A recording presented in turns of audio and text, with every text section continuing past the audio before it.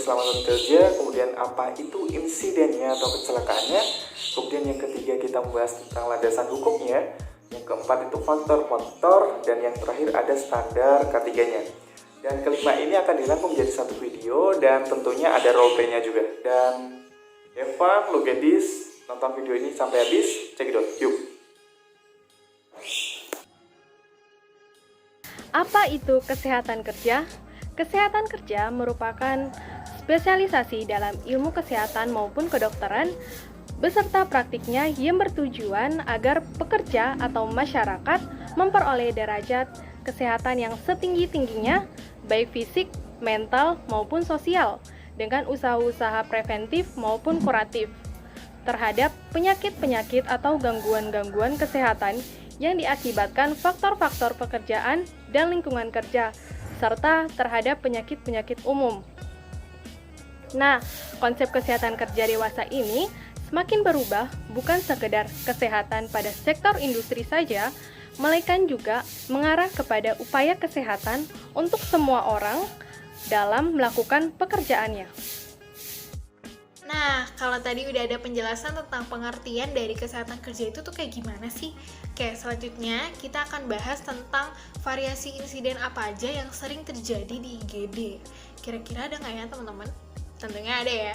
Secara di dalam Omrani tahun 2015 menyatakan bahwa rumah sakit itu merupakan suatu tempat kerja yang sangat berpotensi tinggi dalam adanya kecelakaan kerja.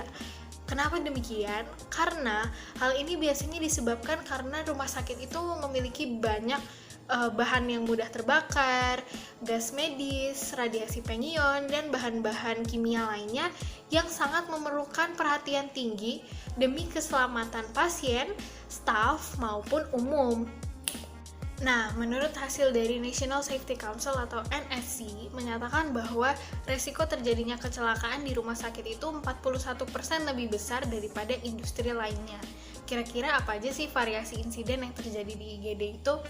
Nah, menurut Kemenkes RI tahun 2007 menyatakan bahwa ada beberapa variasi insiden yang terjadi di IGD. Yang pertama itu adanya needle stick injury.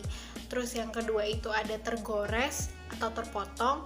Terus yang tiga itu terkilir, yang keempat itu sakit pinggang, yang kelima itu luka bakar, dan lain-lainnya, masih banyak lagi. Nah, di sini kita akan fokus ke pembahasan tentang needle stick injury. Nah, needle stick injury ini tuh apa sih?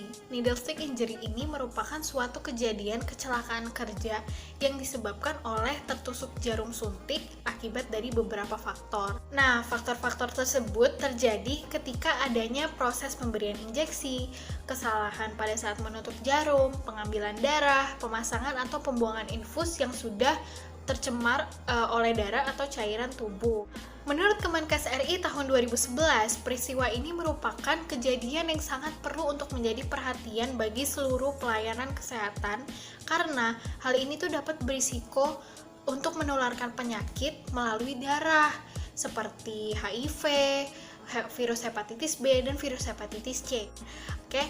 Kalau gitu jangan kemana-mana karena habis ini bakal ada pembahasan tentang payung hukum yang akan disampaikan oleh teman saya. Nah, don't go anywhere, stay tuned, let's check it out. Baik, di sini saya akan menjelaskan tentang landasan hukum dari kesehatan kerja. Apa sih landasan hukum itu? Landasan hukum merupakan suatu bentuk peraturan yang diberikan kepada perusahaan oleh pemerintah untuk dijalankan kepada setiap karyawannya. Nah, landasan hukum untuk kesehatan kerja sendiri terdapat dalam Undang-Undang Nomor 23 Tahun 1992, di mana di dalam undang-undang ini memuat tentang bahwa sebuah perusahaan wajib memeriksakan kesehatan badan, fisik, mental dari setiap pekerjanya. Perusahaan juga wajib untuk melakukan pemeriksaan kesehatan secara berkala kepada setiap karyawan. Dan di dalam undang-undang ini juga menegaskan bahwa setiap karyawan jangan sampai melakukan aktivitas yang melukai dirinya sendiri maupun melukai orang lain. Nah, dari penjelasan-penjelasan sebelumnya, pasti kita sudah mengetahui kan bagaimana urgensi untuk menerapkan keselamatan kerja bagi tenaga medis. Nah, di sini terdapat 4 zona risiko yang dapat menyebabkan kecelakaan kerja, yaitu yang pertama zona risiko rendah, yang kedua zona risiko sedang, yang ketiga zona risiko tinggi, dan yang terakhir adalah zona risiko sangat tinggi. Nah, ruang IGD ini sendiri masuk ke dalam kategori zona risiko tinggi. Kalian pasti tahu kan bahwa ruang IGD merupakan unit pelayanan yang membutuhkan penanganan cepat untuk mengatasi kondisi klien. Nah, hal ini tuh berpotensi timbulnya penyakit akibat kerja atau yang biasa disebut dengan PAK. Terdapat beberapa faktor yang dapat menyebabkan PAK itu terjadi, yaitu yang pertama faktor biologis, kemudian yang kedua terdapat faktor kimia, kemudian yang ketiga faktor ergonomi, kemudian yang keempat faktor fisik, dan yang terakhir adalah faktor psikologis. Nah, beberapa faktor tadi belum menemukan solusi yang tepat sehingga terjadinya peningkatan prevalensi kejadian kecelakaan kerja. Lalu apa nih yang harus kita lakukan? Menurut standar K3 adalah langkah yang harus kita lakukan, yaitu yang pertama melakukan pencatatan kejadian kecelakaan akibat kerja atau KAK yang sesuai dengan prosedur K3. Kemudian langkah yang kedua adalah melakukan peningkatan terhadap pelayanan kesehatan, terutama pada pemeriksaan kesehatan khusus, kemudian pada pengobatan dan perawatan bagi pasien sakit, kemudian terdapat pemantauan lingkungan kerja serta ergonomi, dan evaluasi pencatatan yang dilaporkan pada direktur rumah sakit. Kemudian langkah yang ketiga adalah mengadakan pemeriksaan kesehatan sebelum bekerja, seperti pemeriksaan paru-paru, kemudian laboratorium, maupun melakukan pemeriksaan fisik bagi perawat yang bekerja di ruang IGD. Kemudian langkah yang keempat adalah mengadakan kegiatan surveillance kerja seperti pemetaan kerja berdasarkan risiko bahaya. Kemudian langkah yang terakhir adalah mengadakan penyesuaian terhadap peralatan kerja SDM di rumah sakit seperti mengidentifikasi ergonomi terhadap peralatan kerja dan risiko peralatan kerja lainnya.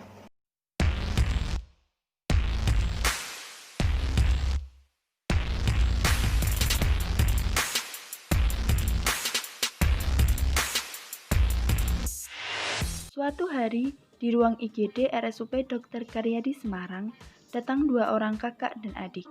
Dokter, nurse tolong adik saya. Dokter, tolong adik saya. Sejak 3 hari yang lalu, adik saya mengalami demam tinggi, muntah-muntah, lemas, dan nyeri perut. Saya takut adik saya kenapa-kenapa, dok. Tolong diperiksa.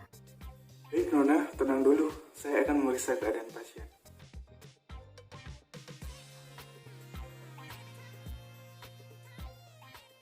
Berdasarkan pemeriksaan, adik Nona harus menjalani tes darah untuk mengetahui penyakit apa yang dialami. Apakah terkena tifus atau demam berdarah. Karena demamnya pun belum turun sejak 3 hari yang lalu. Benar begitu? Benar, dokter. Setelah ini, perawat akan melakukan tes darah. Saya permisi dahulu ya, terima kasih.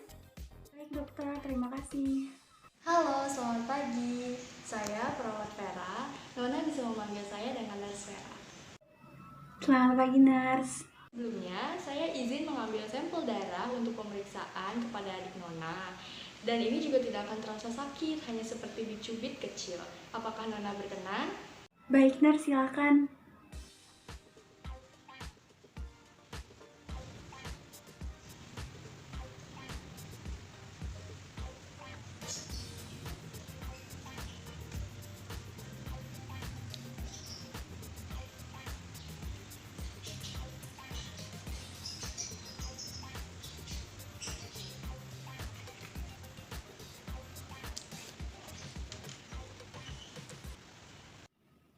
Perawat dengan baik melakukan prosedur pengambilan sampel darah.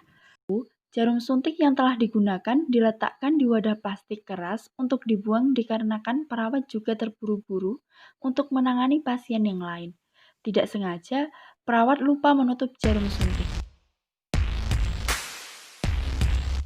Baik, sebelumnya saya sudah melakukan pengambilan darah ya untuk adik Nona. Selanjutnya saya akan menyerahkan sampel darah ini ke laboratorium dan akan diperiksakan lebih lanjut. Baik, nurse. Terima kasih banyak. Selanjutnya saya akan ke laboratorium dan menyerahkan cek darah ini. Kemudian jika misalnya ada butuh bantuan, bisa panggil saya atau perawat yang lain. Baik, nurse. Terima kasih. Saat perjalanan menuju laboratorium, perawat tidak sengaja bertabrakan dengan salah satu pengunjung rumah sakit. Untung saja sampel darah yang telah diambil tidak tumpah.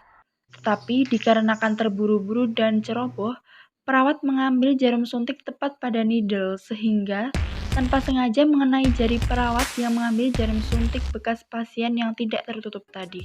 Nah, Bahaya banget kan teman-teman, maka dari itu aku dan teman-teman aku semua di sini ingin berbagi info kepada kalian semua mengenai hal ini untuk menambah pengetahuan dan juga untuk kita bisa mencegah dari hal-hal yang tidak diinginkan.